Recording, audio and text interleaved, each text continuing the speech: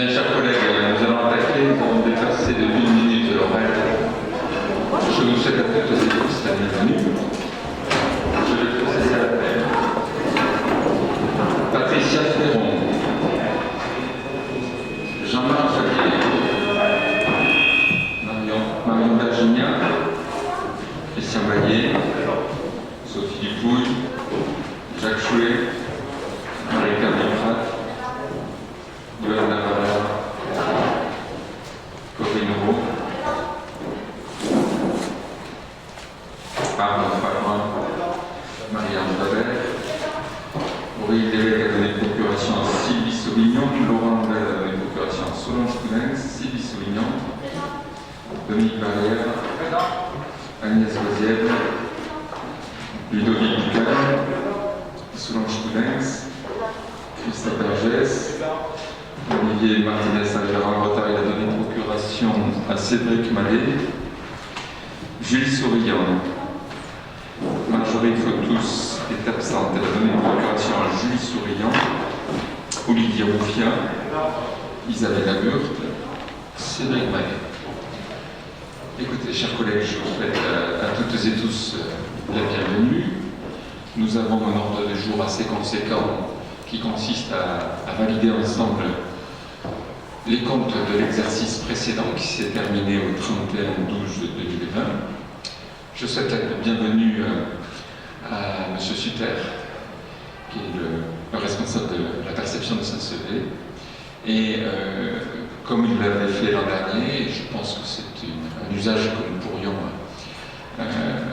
si M. Sutter acceptait, pérenniser sur toute cette mandature, avoir sa présentation des comptes de gestion, puisque je vous rappelle que nous allons adopter en premier les comptes de gestion qui sont ceux qui sont transmis par la perception et qui actent l'exécution des comptes, puis après on aura un débat sur le compte administratif qui sera un jugement au fond sur ce qui s'est passé l'an dernier et les choix qui ont été opérés. Monsieur Sutter, après vous avoir dit merci, je vous passe la parole.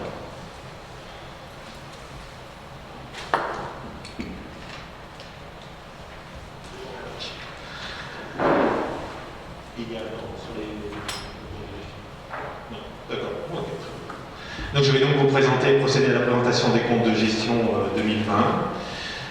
Donc je ferai un peu comme l'année dernière, je vous lirai le résultat de l'année, le résultat cumulé, et je vous donnerai 2-3 indications sur les caractéristiques et le déroulement de ce qui s'est passé sur les comptes de gestion qui vous seront présentés. Voilà. Donc on va dérouler sur le budget principal, ainsi que sur les 5 budgets annexes. Alors, pour notre, je commençais par l'eau. Voilà. Donc sur l'exercice 2020, le résultat de fonctionnement, le résultat d'exploitation a été un excédent de 127 702 €.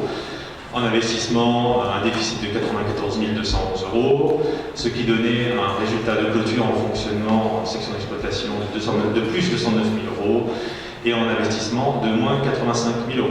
Voilà. Donc sur les opérations du compte de gestion et du compte administratif, bien sûr, donc pour rappel, c'est un compte qui est passé donc en délégation de service public, en concession. La principale ressource de 2020 de ce budget en fonctionnement, c'était la redevance de délégation de service public, enregistrée au compte 708, pour à peu près 420 000 €. En dépenses, la principale dépense, c'est la raison pour laquelle on avait conservé, effectivement, c'est une des raisons pour lesquelles on a conservé ce budget annexe, donc le paiement des charges qui sont rattachées à ces budgets, notamment les charges financières, 54 000 € en fonctionnement.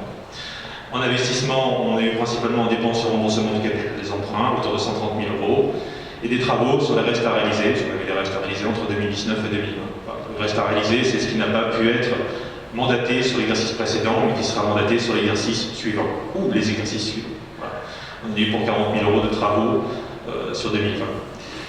Et globalement, voilà, donc on a passé également les écritures de mise à disposition de l'actif, puisque désormais il y a un concessionnaire, donc il n'y a plus d'amortissement au sein de ce budget annexe. La masse brute de l'actif qui a été mise à disposition du concessionnaire est environ de 5 millions d'euros. Voilà. Et ça reste bien entendu la propriété de la commune qui l'a déléguée, mais par le principe de la délégation de service public, non, c'est au concessionnaire qui va devoir faire l'entretien des investissements. Voilà. Voilà pour le service des eaux. Sur l'assainissement, le résultat de la section d'exploitation de 2020 est un excédent de 173 000 €, ce qui donne un excédent de sortie qui est un excédent de 221 000 €, et en investissement, un déficit de 297 000 €, ce qui donne un déficit de sortie de 228 000 €. Là aussi, il y avait des restes à réaliser sur des engagements 2009 qui ont été payés sur 2020. Donc de même que pour l'eau, ce budget est placé désormais en délégation de service public, concession.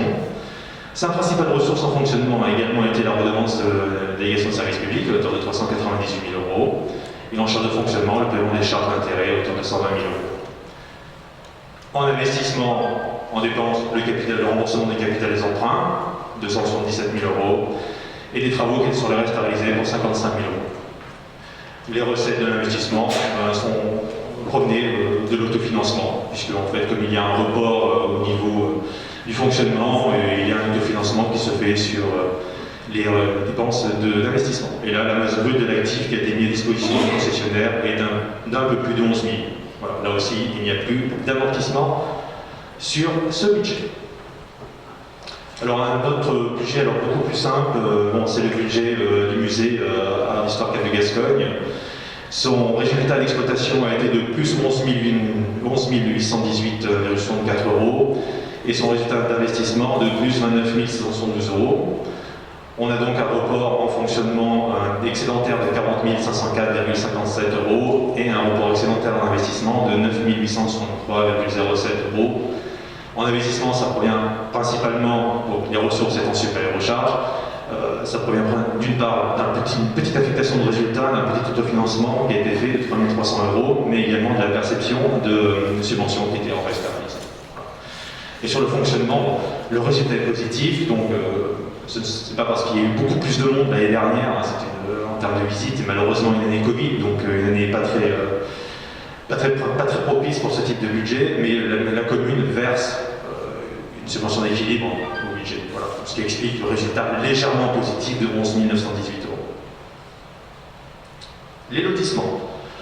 On va commencer par le plus gros d'entre eux, le lotissement écoquartier. Donc en résultat budgétaire, sur la section de fonctionnement, un déficit de 79 000 €. Et en investissement, un déficit de 455 000 €, ce qui nous donne en résultat de sortie un report excédentaire en fonctionnement de 144 716,09 € et un report déficitaire en investissement de 300 012,64 €. Alors sur ce budget, donc, qui se construit un peu différemment que le budget de la commune, puisque quand on fait des travaux sur le budget de la commune, les travaux sont comptabilisés en investissement. Sur les lotissements, et on le verra également sur le lotissement La Fontaine, sur des volumes bien moindres, bien sûr. Donc les travaux sont comptabilisés en dépenses de fonctionnement. L'année dernière, il y a eu 591 000 € de travaux hors taxes sur l'écoquartier. Et également, sur les autres charges, sur le fonctionnement, il y avait des charges financières, puisqu'il y a un emprunt qui est lié à cette opération. Charges financières à la hauteur de 22 000 €. Et en recette, il y a eu 166 000 € hors taxe, aussi hors taxe, de vente de terrain, puisqu'il y a eu 6 ventes comptabilisées sur l'exercice 2020. En investissement dépenses, on a vu le remboursement du capital de l'emprunt, parce que je vous ai dit qu'un emprunt a été souscrit pour cette opération. Donc le remboursement du capital de l'emprunt est de 87 000 €. Et nous avons donc au 31 décembre 2020, suite aux travaux et aux ventes, de nouveaux stocks valorisés à hauteur de 1 538 000 €. C'est un budget annexe sur lequel on valorise les stocks, puisque c'est un budget de production. Sur le lotissement La Fontaine, donc là on a eu quelques travaux l'année dernière. Donc bon, le résultat de fonctionnement 2020 à la section d'exploitation de 49 centimes. Bon, voilà. Le tout petit résultat sur la section de fonctionnement, on n'y reviendra pas.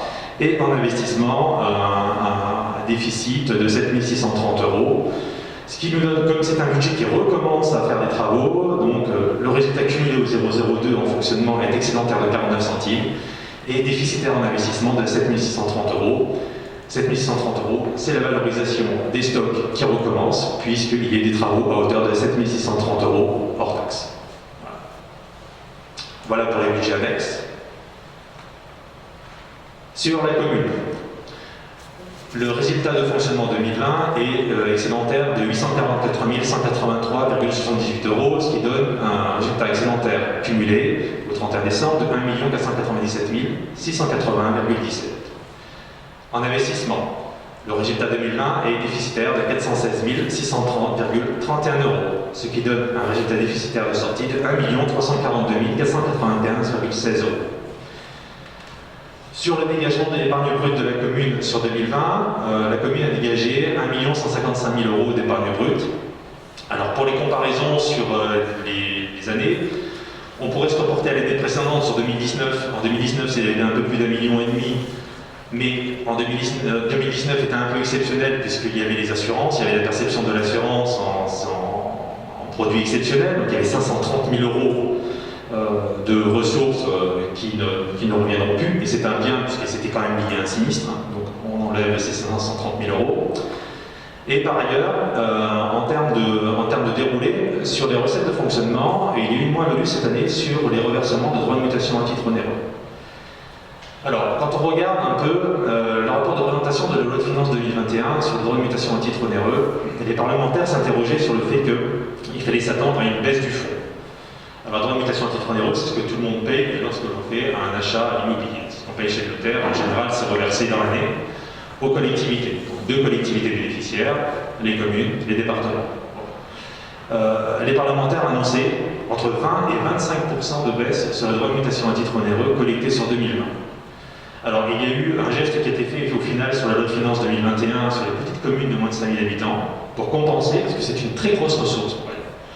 Alors, une ressource qu'elles ne peuvent jamais prévoir, parce que c'est une ressource qui n'est jamais lissée, qui peut être une année de 12 000 €, 15 000 €, puis 30 000 €, tout à coup, on remonte à 30 000 €. Donc, il y a eu un effort qui a été fait pour les petites communes, mais a priori qui n'a pas été fait sur les plus grosses communes. Donc, l'année dernière, on a eu, par rapport à 2019, une moins-value de 120 130 000 €. Les bases, elles, ont continué à être bonifiées. Donc, il y a eu une plus-value sur la taxe foncière bâtie et taxe d'habitation de 40 000 €. Mais voilà, ça n'a pas pu compenser la baisse des produits fiscaux, puisque le droit de mutation de titre onéreux est enregistré parmi les produits fiscaux. Sur les dépenses de fonctionnement, on a assisté à environ une hausse de 3,8% sur les dépenses de personnel, soit 100 000 €. On peut y inclure dedans notamment le GVT, le glissement vieillesse technicité. En gros, plus un fonctionnaire vieillit, plus il prend de l'échelon. Voilà, c'est le glissement vieillesse technicité notamment. Et au 0,11 sur les charges à caractère général, plutôt une stabilisation, mais cette stabilisation, on va voir une baisse. C'est plutôt quelque chose que l'on constate depuis un certain nombre d'années. L'année dernière, par rapport à 2019, les charges à caractère général ont baissé de 200 000 €, soit 13%. Voilà. Ce qui permet quand même d'amortir au final les moins-values au niveau des recettes.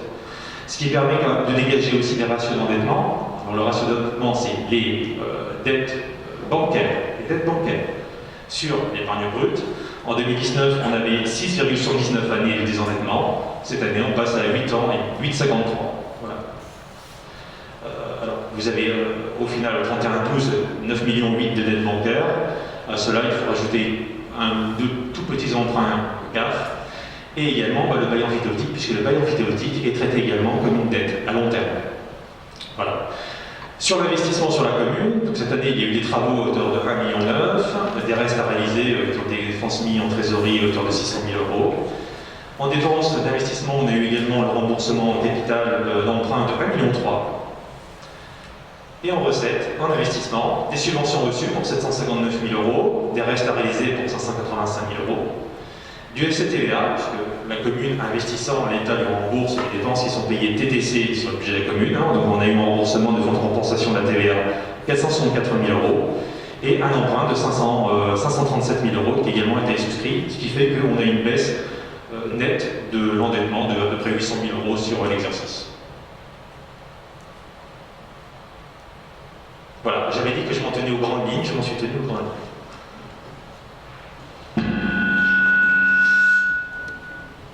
Écoutez, on va profiter que vous soyez là.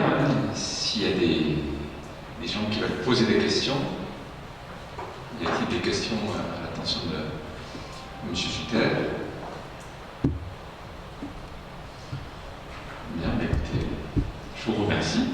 Tout ça a été fait promptement. Vous avez été clair.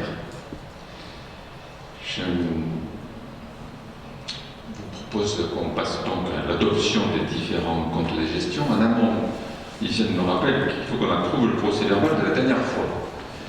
Y a-t-il des oppositions pour adopter ce procès-verbal? Des abstentions? Je vous remercie. On va adopter tout d'abord le compte de gestion de la ville. Non, le premier point de l'ordre du jour, c'est l'adoption du compte de gestion. Compte de gestion de la ville, y a-t-il des oppositions? Y a-t-il des abstentions? Je vous remercie. L'adoption du compte de gestion 2020 du budget de l'eau, y a-t-il des oppositions? Des abstentions? Je vous remercie. L'adoption du compte de gestion du budget assainissement pour l'année 2020, y a-t-il des oppositions?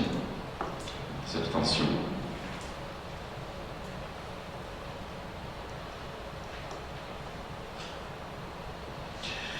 Adoption du compte de gestion du budget lotissement La Fontaine au titre de l'année 2020, y a-t-il des oppositions, des abstentions?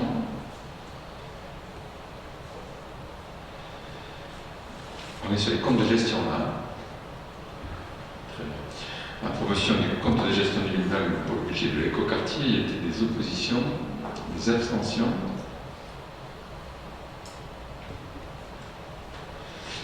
Dernier compte de gestion, approbation du compte de gestion 2020 pour le budget du musée. Y a-t-il des oppositions? Y a-t-il des abstentions? Je vous remercie. Nous allons donc maintenant passer à l'adoption des comptes administratifs. Monsieur Suter, vous êtes ici le bienvenu, puisque vous habitez aussi sur notre commune. Pour autant, votre travail étant fait, vous sentez-vous libre de partir quand vous le souhaiterez. Mais en tout cas, vous pouvez rester toute la séance aussi. Vous êtes ici le bienvenu.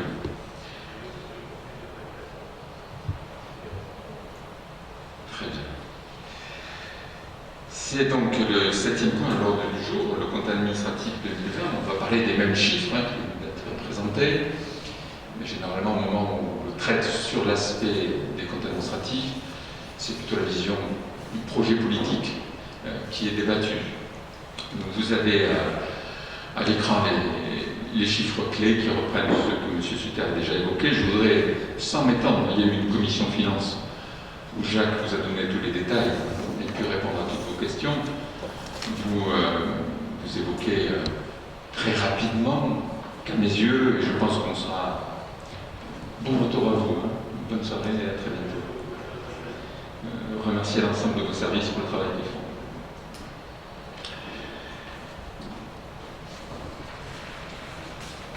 Premier mot qui me vient à l'esprit sur cette année 2020, et je pense que nous serons tous d'accord pour dire que 2020 est une année à oublier.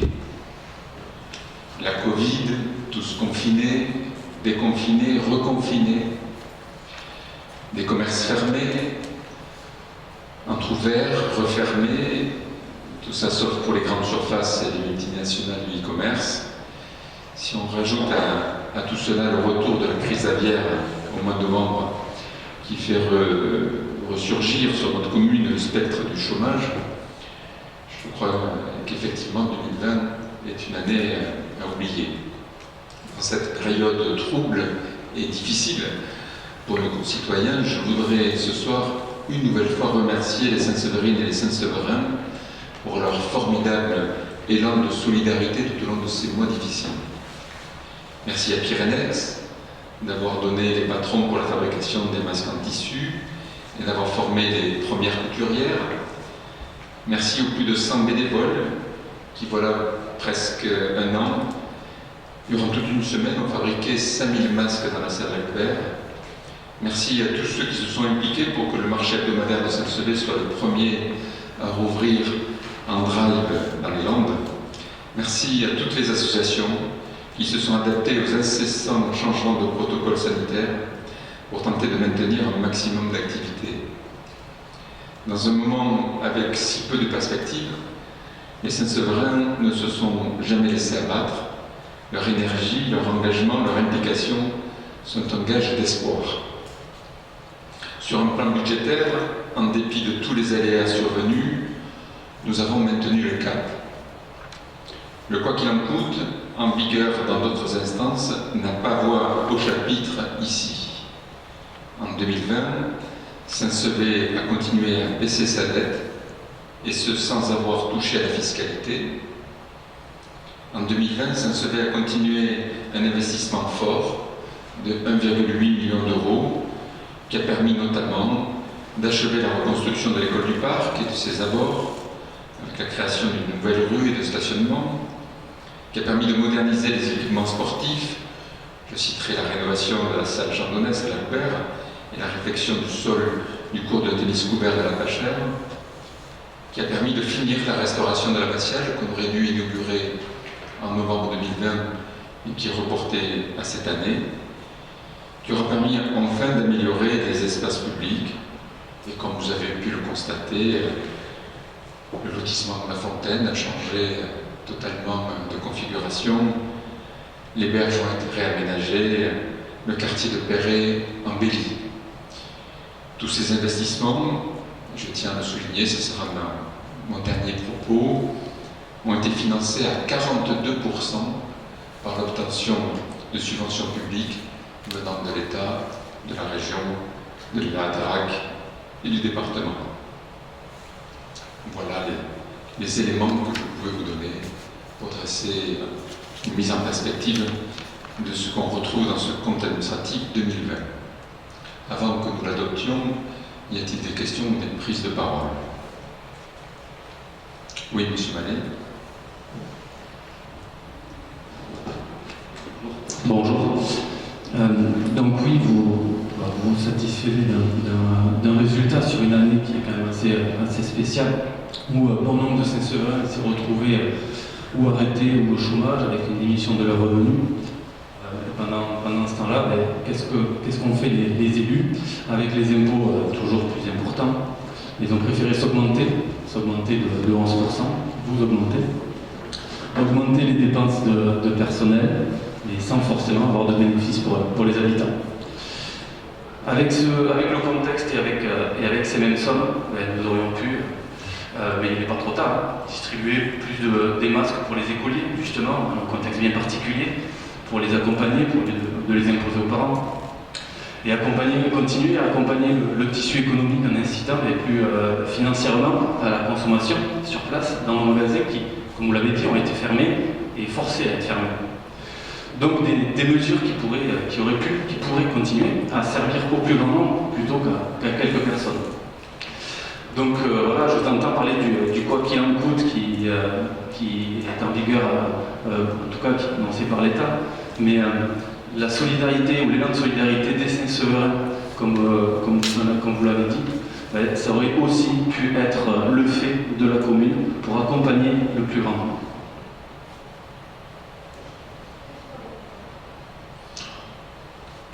Écoutez, allez-y Claire, la parole est libre.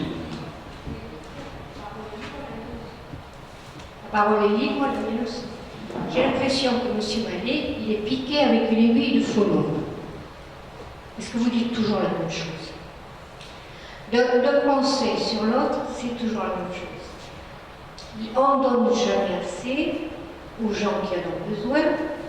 On n'aide pas suffisamment les entreprises, alors que nous le faisons et ça ne serait pas à nous à le faire.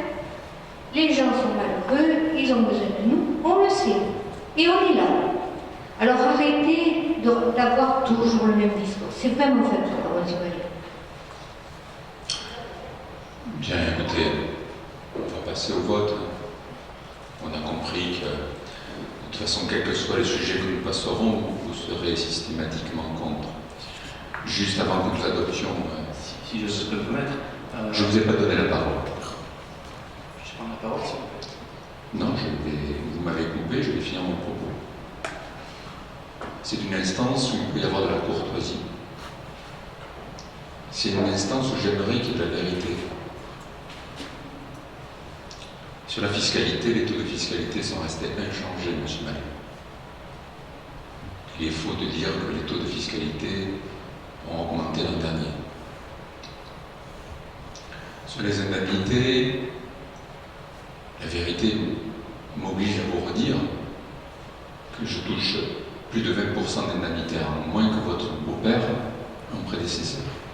Vous pouvez refaire à chaque conseil des débats sur les indemnités, et les adjoints touchent 20% de moins que tous les adjoints de la mandature précédente. C'est très facile en temps de 2 mandats précédents, excusez-moi.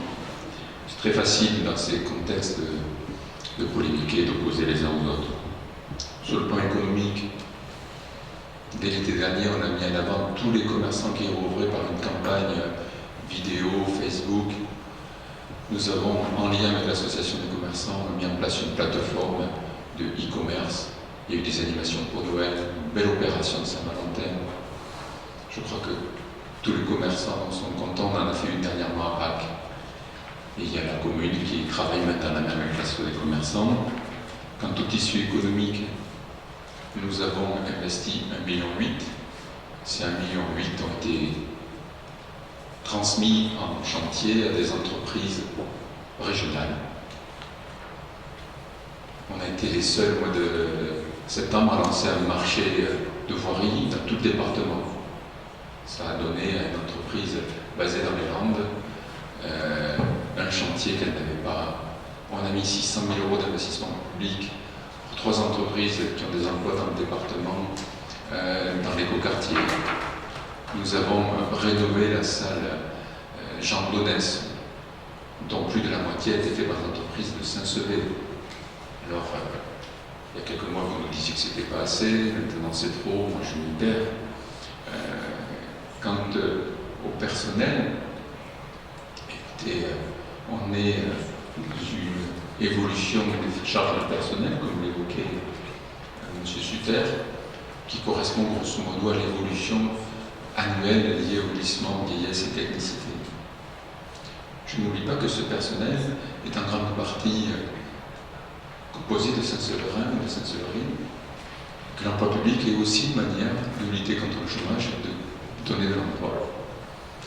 Et en tous les cas, sur les écoles, nos services ont fait leur maximum pour s'adapter tout au long de l'année. On a milité pour qu'il y ait un maximum d'enfants qui soient accueillis en présentiel dès début juin. On a prêté pendant le Covid des ordinateurs portables. On a maintenu pour les familles qui souhaitaient avoir de la cantine, y compris en service de livraison à domicile.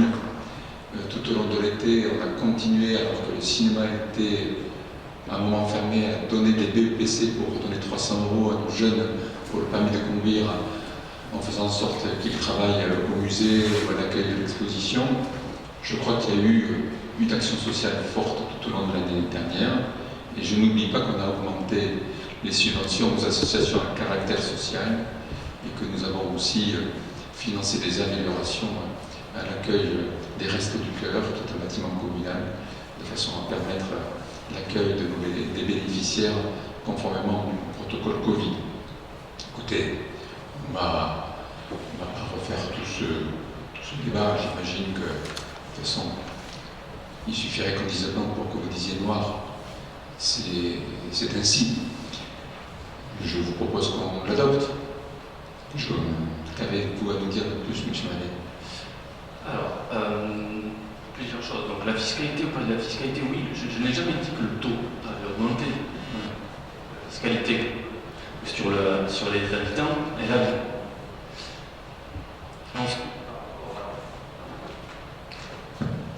Ensuite, par rapport à la rémunération, oui, vous êtes bien augmenté dans cette période où une partie des habitants de Saint-Sevé ont perdu leur emploi ou ont été au chômage. Donc oui,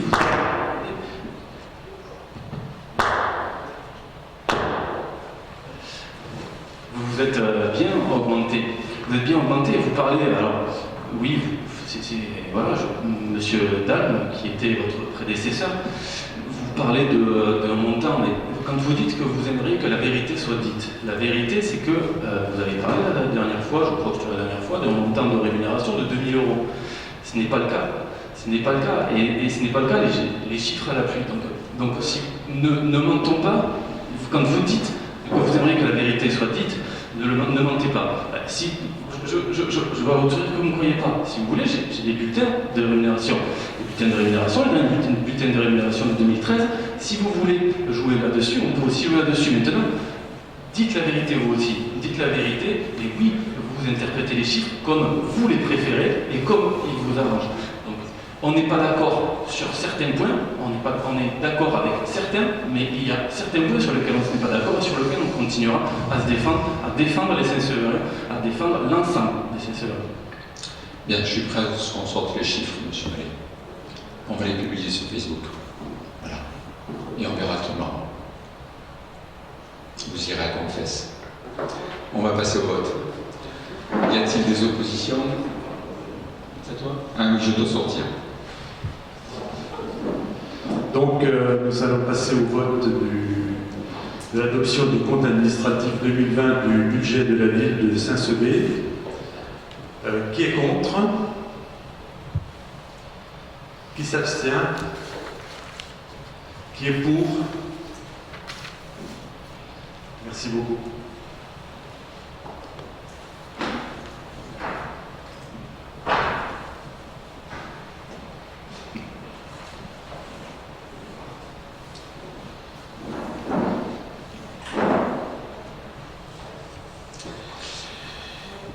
Budget de l'eau, y a-t-il des questions, des prises de parole avant qu'on adopte?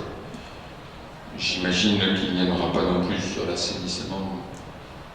Je vous propose de nouveau de céder la parole à Jacques. Donc, nous allons procéder au vote pour le compte administratif du budget de l'eau 2020 de la ville de Saint-Sever. Qui est contre? Qui s'abstient? Qui est pour? Merci beaucoup. Pour l'assainissement, qui est contre? Qui s'abstient? Qui est pour? Merci.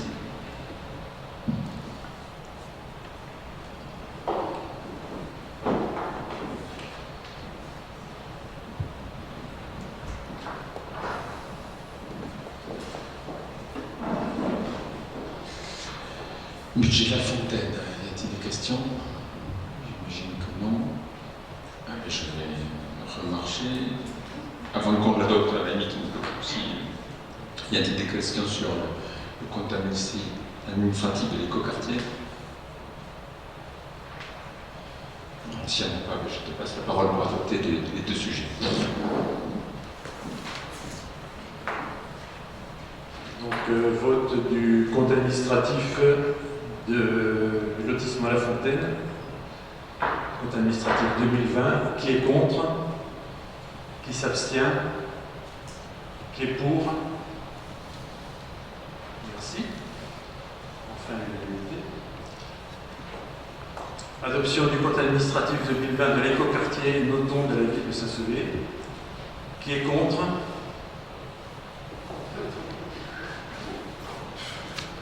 Qui s'abstient?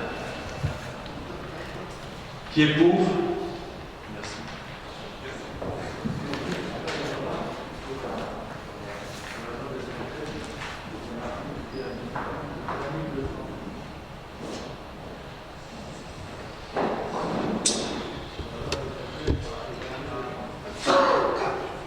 Dernier point.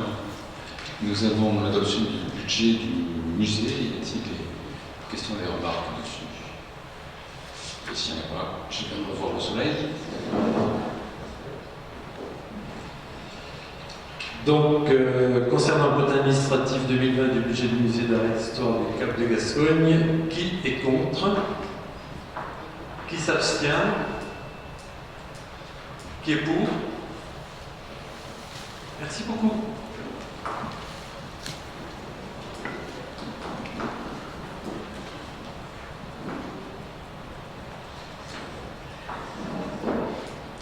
Bien, nous allons maintenant adopter les taux de fiscalité 2021. L'occasion pour moi de vous dire simplement, tel que ça a été vu en commission finance, que nous n'augmentons pas les taux de fiscalité sur cette année. Nous les laissons au même niveau que ceux de l'année précédente. C'était déjà ce qu'on avait évoqué dans le budget qui était construit sur cette hypothèse-là. Et donc, nous confirmons ce choix politique de défense du pouvoir d'achat des Saint-Severin sur cette année. Y a-t-il des questions avant de passer au vote? Y a-t-il des oppositions? Des abstentions? Je vous remercie. L'occasion pour moi de dire qu'effectivement, l'ensemble des recettes fiscales évolue, mais évolue parce qu'il y a de plus en plus d'habitants, de plus en plus de construction. Mais les habitants en eux-mêmes ne paieront pas plus, ni cette année, ni l'année précédente, Monsieur Maillet. Subvention aux associations, nous avons reçu avec l'ensemble des adjoints la quasi-totalité des associations de la ville. Il y en a quelques-unes qui n'ont pas encore pu être reçues, que nous recevrons dans les jours à venir, pour lesquelles nous serons amenés à passer les subventions au mois de juillet. Donc, ce tableau n'est pas le tableau définitif, il fera l'objet de quelques rajouts. Pour autant, au regard de l'incertitude dans laquelle évolue le monde associatif, il semble bien indispensable pour les soutenir de leur verser des subventions le plus tôt possible. Et en tous les cas, c'était l'occasion à chaque fois de faire un point avec elles. Il n'y a pas là-dedans certains événements qui d'ores et déjà sont annulés pour cette année. Je pense au Festival des Abbayes, qui nous a informé il y a une dizaine de jours que le concert d'orgue qui aurait dû avoir lieu au mois de juin sera reporté à l'an prochain. Le commissaire agricole nous a aussi témoigné que cette année, il n'y aura pas de commissaire agricole. Le comité des fêtes d'Augrey, où il y a en vue un renouvellement du bureau dont on se réjouit, il y aura peut-être des rencontres entre bénévoles, mais il n'y aura pas d'organisation de fêtes d'Augrey classique. Vous avez vu qu'il y a une subvention inférieure à d'habitude pour le comité des fêtes de Péray, qui consiste à la possibilité pour ce comité de faire un char sur l'eau complémentaire. Ils envisagent peut-être de maintenir une cavalcade sur l'eau, donc c'est pour les encourager. Si bien entendu, d'ici là, la situation sanitaire permettait d'aller plus loin, eh bien, nous serons peut-être amenés en juillet à faire un effort complémentaire. Un point important, si certains parmi vous sont membres de conseils d'administration de certaines associations, je vous demande de le faire savoir à Lisiane pour que nous actions dans le compte rendu de la séance. Vous n'avez pas participé au vote sur la subvention à cette association-là. Voilà. J'ai déjà sous les yeux une liste que Marie-Ange, Aurélie, Christophe, Christian, Corinne, Dominique, Johan, s'il y en a d'autres. Je proposerai que tout ça soit rajouté, de façon qu'on respecte strictement l'égalité. Y a-t-il parmi les élus des prises de parole sur ce soutien aux associations? Écoutez, s'il n'y en a pas, l'occasion quand même pour moi de dire qu'il y a des belles réalités qui vont peut-être se faire, qu'une semaine taurine est en vue, que toutes les associations sportives souhaitent repartir et relancer leurs activités.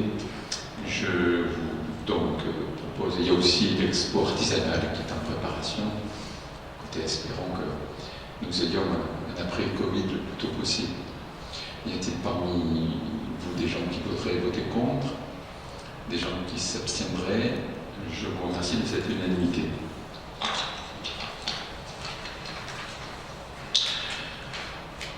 Nous avons eu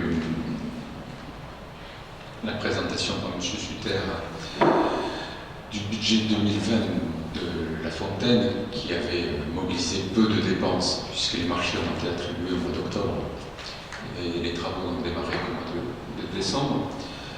Pour autant, les travaux autour de la rue Saint-François sont en cours. Nous avons viabilisé donc 6 lots.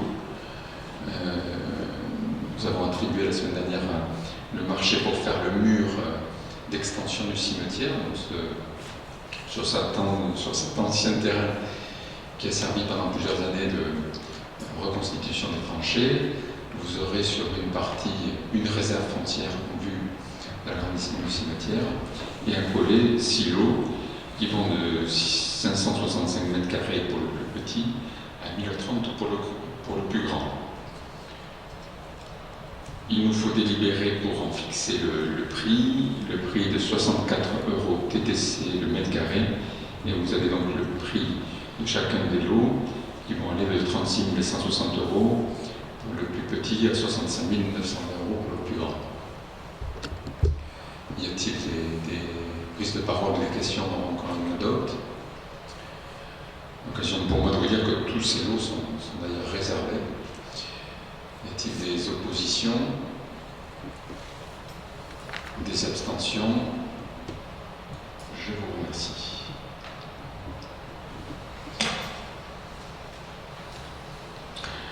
Nous avons à délibérer pour le déclassement de 3 terrains qui sont aujourd'hui sur le domaine public, qui sont autant de terrains constructibles, autant de terrains qui ont tous les réseaux qui passent à leurs pieds et qui pourraient, conformément aux règles d'urbanisme nouvelles, notamment le SCOT, participer à la densification et à l'accueil de nouveaux habitants sur Saint-Sevé.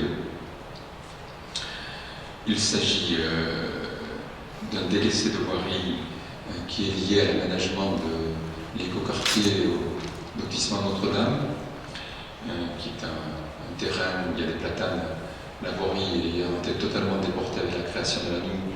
Nous avons là un espace de 371 mètres carrés, 389 mètres carrés, qui pourrait accueillir ou 2 maisons ou une seule, si les 2 lots étaient vendus en même temps. Nous avons aussi un petit délaissé de voirie rue La Paloque de 473 mètres carrés. Nous avons enfin au lotissement Pipoulan, c'est le terrain qui, sur les plans, est à la droite lorsque vous rentrez dans le lotissement, un espace de 1800 mètres carrés qui pourrait accueillir des constructions nouvelles. Y a-t-il des questions, des prises de parole avant qu'on adopte cette délibération? Oui, M. Mallet. Oui, c'est quand même bien dommage et j'ai du mal un petit peu à comprendre justement l'utilité en bordure d'un écoquartier que vous voulez vert et écologique de vendre tous les espaces verts, tous les domaines qui étaient avant dans des quartiers et imposés pour pouvoir faire des lotissements. C'est quand même bien dommage de devoir vendre.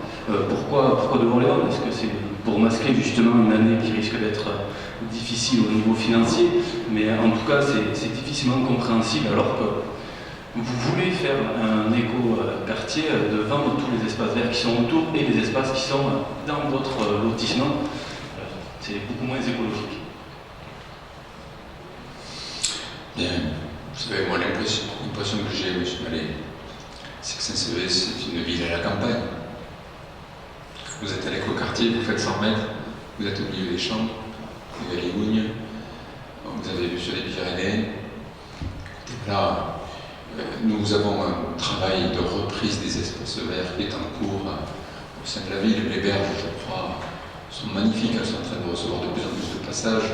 Nos équipes sont en train de travailler sur les berges nord. Il y a un travail vraiment d'embellissement, de reprise en main. Cette année, nous aurons le CIMAL qui aura fini l'aménagement de ce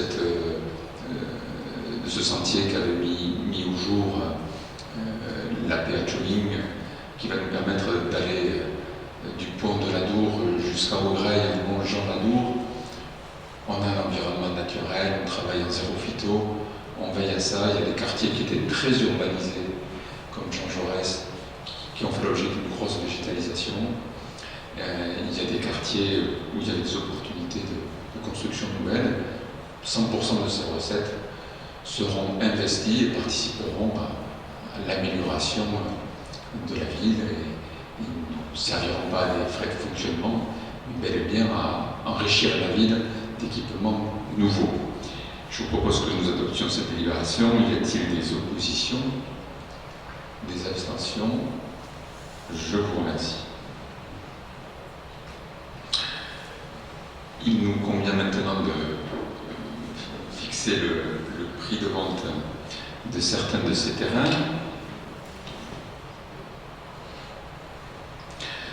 Vous avez donc les deux terrains que j'évoquais au bout du lotissement Notre-Dame. L'estimation des domaines a été faite. Je vous propose que nous les vendions à 50 € hors taxe.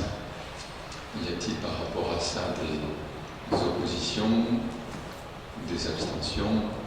Je vous remercie. Nous avons délibération numéro 18 à fixer le prix des 3 autoterrains que je vous ai évoqués, qui se situent un à Cabaret, un à Nothomb et un à la Caloc. Y a-t-il des oppositions, des abstentions? Je vous remercie.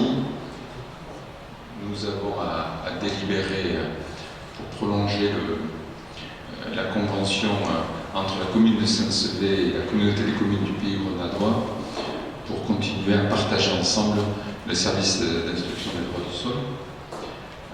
L'occasion pour moi de dire qu'on est très content de ce service public que nous partageons. Nous avons un instructeur qui vient régulièrement à Saint-Sevé. Les délais d'instruction sont très courts. Dès qu'il y a des cas un peu difficiles, nous avons la possibilité d'échanger, d'organiser des rencontres entre les porteurs de projets et notre instructeur. L'occasion pour moi de vous dire que l'application de cette convention se traduira par une légère baisse des coûts par rapport à aujourd'hui, tel que ça vous a été remis sur table, qui est donc parti à l'origine d'un coût de 6,18 € qui aujourd'hui est à 4,26 € par habitant. Donc le but est de prolonger ce service-là. Y a-t-il des oppositions? Y a-t-il des abstentions? Je vous remercie. Un service nouveau, nous proposons de délibérer de façon à pouvoir faire appel au service remplacement, je l'appellerai comme ça, du centre de gestion. Vous savez que l'ensemble de nos agents publics sont chapeautés par le centre de gestion de la fonction publique des Landes, qui assure à la fois le suivi en matière de conformité des ressources humaines de tout ce qui est fait chez nous, qui assure des formations, qui a également un service remplacement qui nous permettrait au fond, quand on a une absence de courte durée ou un besoin ponctuel, de faire appel à leurs compétences plutôt que de créer un CDD à chaque fois. Voilà l'objet de cette démarche. Il y aura aussi la possibilité, dans certains cas, de prévoir une forme de tutorat sur des recrutements que nous pourrions être amenés à avoir pour avoir des personnes qualifiées qui viendraient les former directement dans notre collectivité. J'imagine qu'il n'y a pas d'observation ou d'opposition. Je vais donc le passer au vote. Y a-t-il des oppositions, des abstentions? Je vous remercie. Nous avons donc une 21e délibération. Il nous faut nommer 2 rues dans le lotissement du Beda. Nous avons l'occasion pour moi de vous dire que depuis le début de l'année, je signe un nombre de permis de construire qui est très élevé. Notre ville est attractive. Nous avons des premiers dossiers qui vont sortir dans ce lotissement. Et donc, il nous faut nommer ces 2 rues. Je vous propose que la toute petite impasse qui va desservir peu de terrain qu'on appelle impasse du Beda, pour ne pas démultiplier des noms différents. La rue qui va être plus grande, que nous appelions rue Joseph de la Porterie. Qui est Joseph de la Porterie? C'est un Saint-Séverin du XIXe siècle, début XXe, qui est un savant émérite et qui a participé aux fouilles qui ont permis la découverte de la Dame à la Capuche de Brassenpouille. Ce monsieur est né et mort à Saint-Sevé. Ça sera l'occasion que les jeunes générations se souviennent de l'œuvre de ce grand homme plus d'1 siècle après sa mort. y a-t-il par rapport à cette délibération des oppositions, des abstentions? Je vous remercie. Nous avons été sollicités, le Covid nous amène à des choses nouvelles. Nous avons été sollicités par de jeunes étudiants qui voudraient soutenir leur thèse à distance et qui sollicitent la mise à disposition de salles communales. Pour en garantir la gratuité, il nous faut délibérer. Voilà. Y a-t-il des oppositions? Y a-t-il des abstentions? J'imagine qu'on est tous d'accord pour permettre à ces jeunes du territoire de pouvoir passer leurs examens, même avec ce Covid. Les deux dernières délibérations sont juste des informations du conseil municipal. Il nous faut prendre acte des informations qui sont données. La première, c'est l'état des marchés. Vous y retrouvez toutes les réalisations en cours, au passé. Et nous avons un dernier point qui est la liste des décisions que je suis amené à prendre au quotidien. Y a-t-il des questions sur ces deux délibérations? Je vais donc protocolairement un peu les adopter. La délibération 23, est-ce qu'on peut prendre acte que l'état des marchés vous a été communiqué? Y a-t-il des oppositions, des abstentions? Je vous remercie. Sur les décisions, est-ce qu'on peut acter qu'elles vous ont été transmises? Y a-t-il des oppositions, des abstentions? Écoutez, je vous souhaite un bon retour chez vous. Alors, prenez quelques minutes. Il faut que nous signions tout, me dit Lisiane. Alors, les pages de signature des comptes administratifs, ça se fait où? Ici, là? Elles circulent. Ne partez pas sans les avoir signés. Je vous souhaite à toutes et tous une bonne soirée, un bon retour chez vous.